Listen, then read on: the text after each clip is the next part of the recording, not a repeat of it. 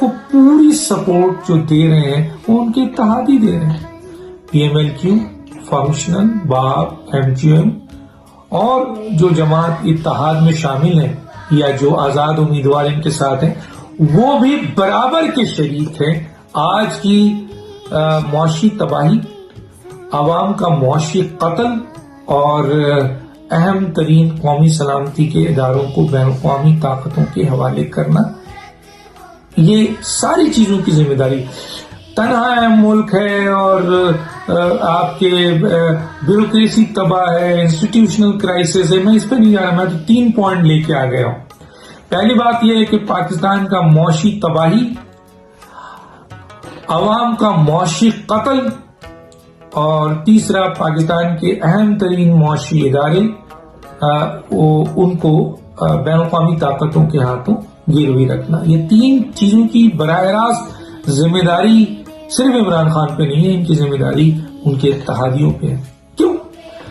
یہ اتحادی ذمہ داری عمران خان پہ بھی ڈال دیتے ہیں. جی یہ سب حکومت کر رہی ہے اور ہماری بات نہیں مانتی اور یہ نہیں مانتی. تو آپ کو کس نے روکا ہے بھائی کہ آپ حکومت اگر آپ کی بات نہیں مانتی، عمران خان آپ کی بات نہیں مانتے ہیں تو آپ آ جائیں، اپوزیشن میں چلے جائیں، مت جوائن کریں آپ اپوزیشن کی دوسری جماعتوں کو، لیکن خود اپنی سیٹ لے کے الگ ہو جائیں کہ ہم اس گناہ کا حصہ نہیں بنیں گے.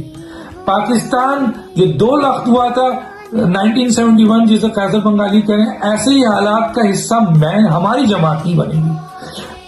پاکستان کے لوگوں کا معاشی قتل ہو رہا ہے آج کے دور میں 3 سال میں، ہم اس کا حصہ نہیں بنیں گے. پاکستان کی معیشت کو تباہ کیا جا رہا ہے، ہم اس کا حصہ نہیں بنیں گے. پاکستان کے معاشی اداروں کو گروی رکھا جا رہا ہے بل کے ذریعے، پارلیمنٹ کے ذریعے، یہ کر کے ہم اس کا حصہ نہیں بنیں گے. منی بجٹ لا کر عوام کے اوپر مزید بم گرایا جا رہا ہے مہنگائی کا، تباہی کا، ہم اس کا حصہ. اتنا تو آپ کر سکتے ہیں نا، لیکن ایسا نہیں ہے.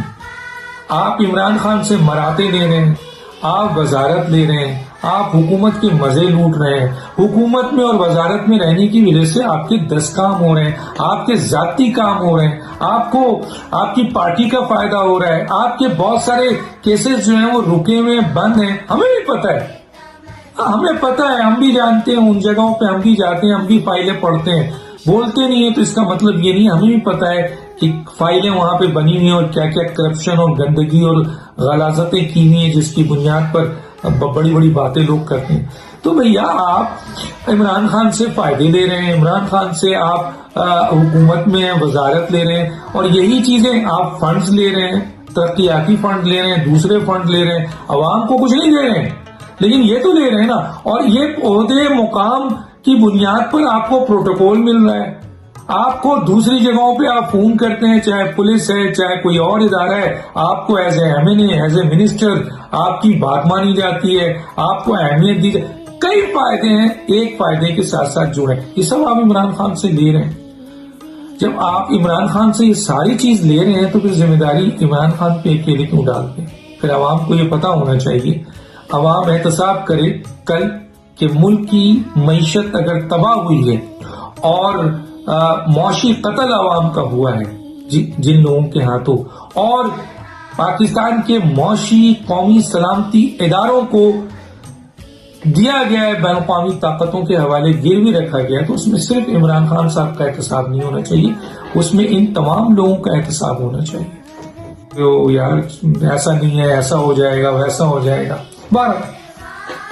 تو ان کا ایک ٹویٹ ضرور دکھاؤں گا اور وہ ٹویٹ جو ہے وہ میں آپ کو پڑھ دیتا ہوں کہ اس ٹویٹ میں انہوں نے لکھا کیا ہے. بہت ہی امپورٹنٹ پوائنٹس ہیں جو کہ میرا خیال ہے ہر پاکستانی کو اس بات کا اس سے خبر ہونی چاہیے. Passage of State Bank of Pakistan amendment bill will make government of Pakistan answerable to foreign commercial bank. سنیے گا. Instead of to Parliament and the people of Pakistan, any MNA/senator voting for it would be guilty of economic surrender, same as military surrender in December 1971. بہت بڑی بات کر دی انہوں نے، بہت بڑی بات کر دی ہے کہ یہ 1971 میں جو پاکستان 2 لاکھ ہوا اور ہم نے سرنڈر کیا اور ایسٹ پاکستان بنگلہ دیش بنا.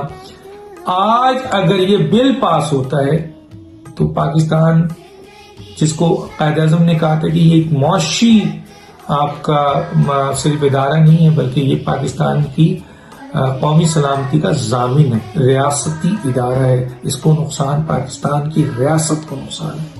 تو یہ قیصر بنگالی نے کہا کہ اگر آپ نے یہ سرنڈر کیا تو یاد رکھیں گے وہی سرنڈر ہوگا جو کہ بنگلہ دیش. یہ میں ٹویٹ آپ کو پڑھ کے سنایا، یہ سامنے بھی آپ کے لے آیا.